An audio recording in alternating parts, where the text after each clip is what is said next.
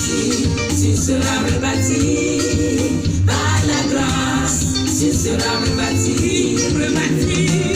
tu seras rebâti par la grâce, tu seras rebâti. Bien-aimés dans le nom du Seigneur, je vous salue.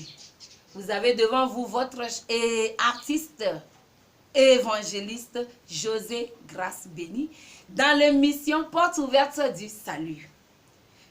Le thème d'aujourd'hui, amène ta situation à Jésus, que nous trouvons dans Matthieu chapitre 9, versets 32 à 34. Là, nous lisons. Au moment où les aveugles sortent, on amène à Jésus un homme qui est muet à cause d'un esprit mauvais.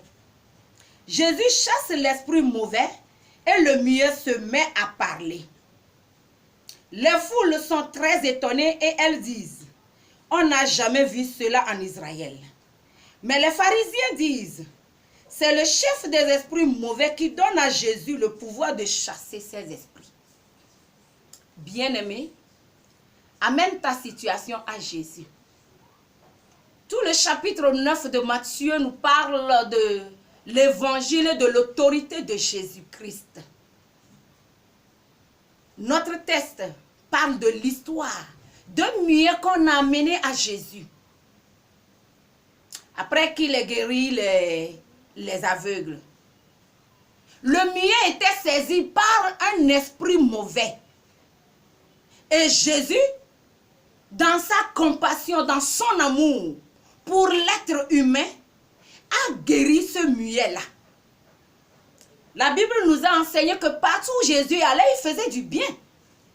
Et ça, dans son ministère, il a toujours fait du bien et il vient de faire encore un bien à un muet qui était saisi depuis fort longtemps et qui venait de retrouver sa guérison ou bien sa langue qui a commencé par parler. Bien-aimé, qu'est-ce qu'on peut dire? Jésus a-t-il fait quelque chose de mauvais en ce moment? La Bible déclare, dans notre texte, nous venons de voir que la foule qui était là-bas appréciait très bien ce miracle-là. Mais les ennemis de l'évangile, c'est-à-dire les pharisiens, ceux qui sont contre du fait que les âmes soient sauvées, ceux qui sont contre du fait que le bien soit fait à quelqu'un, eux, ils étaient là-bas.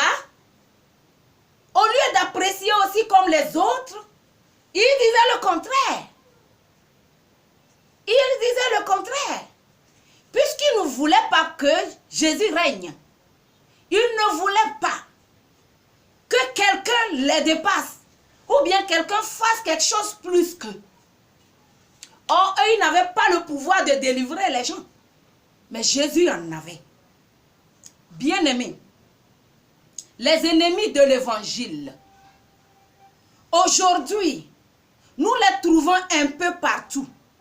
D'abord avec la situation actuelle, parlant de faux prophètes.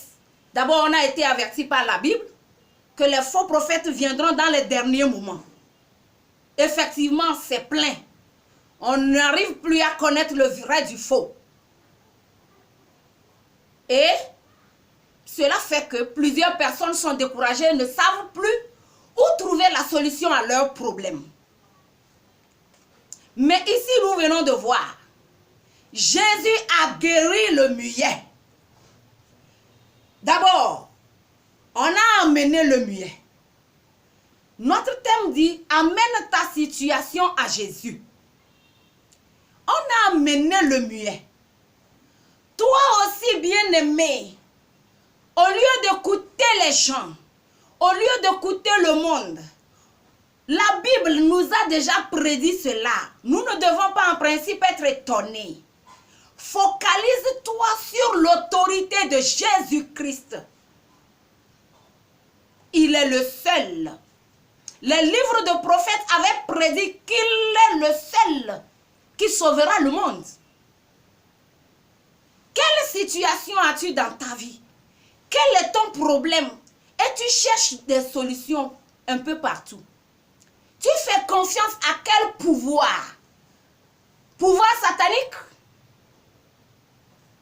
confies au prophète, à un pasteur quelconque, dont tu ignores la source de sa puissance, de son pouvoir, bien-aimé, on ne peut que faire confiance à Jésus-Christ.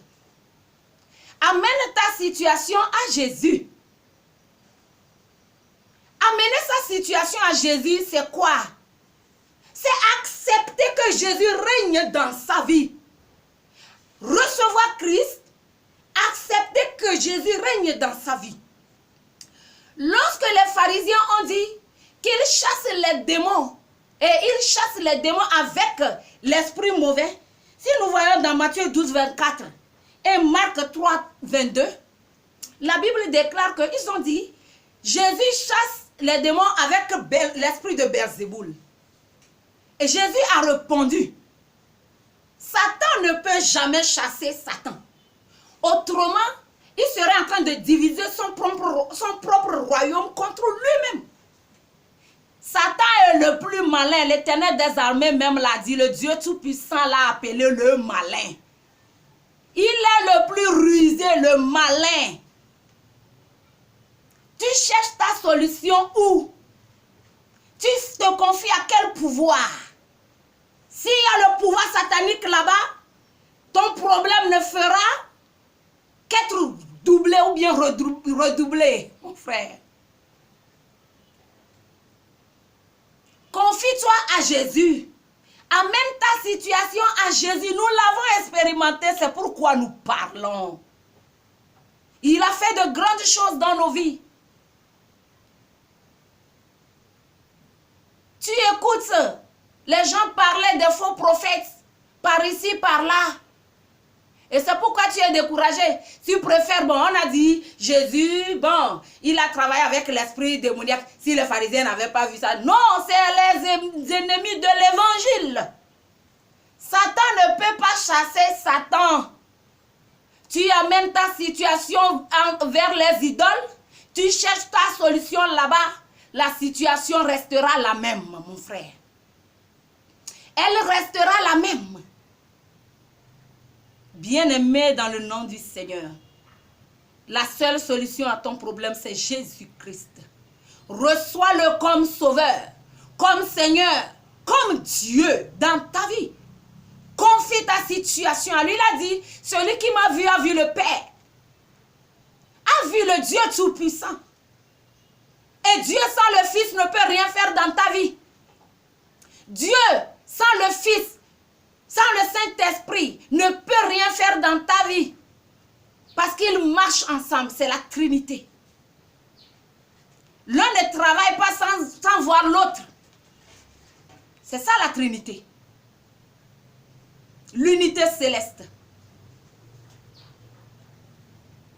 Bien-aimé, je crois que tu as compris quelque chose. Et à partir de maintenant, tu ne vas plus te confier à ces idoles ou bien à un prophète, s'accrocher à quelqu'un d'autre que Christ. C'est de l'idolâtrie. C'est de l'idolâtrie. Confie, amène ta situation à Jésus-Christ pour pouvoir trouver ta solution. Je vous salue dans le nom précieux de notre Seigneur Jésus-Christ. Puisse la grâce de Dieu vous accompagner. Puisse la puissance de l'Éternel vous faire comprendre quelque chose.